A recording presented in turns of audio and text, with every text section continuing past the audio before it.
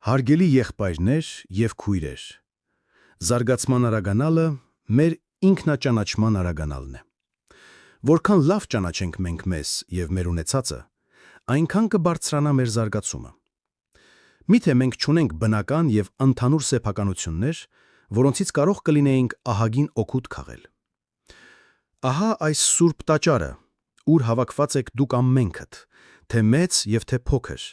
թե տեր և թե ծառա, թե այր և թե կին։ Ինչ է այս, եթե ոչ այնպիսի հաստատություն,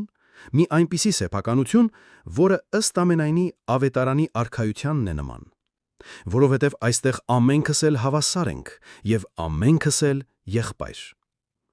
Այն հողը, որի վրա շինված է եկեղեցին, մի փոքրիկ կտորն է այն երկրի, որ ասվում է հայրենիք, և նույնպես մեր ամենիս սեփականությունն է։ Այն լեզուն, որով մենք այսօր խոսում ենք միմյանց հետ, մեր ընդհանուրի սեփականությունն է։ Ահա ձեզ 3 մեծ, ահավոր և զորավոր ընդհանուր սեփականություններ, որոնցից կարող ենք և ահագին օգուտ քաղել, եթե լավ վերահաս լինենք դրանց էությանը և որակությանը։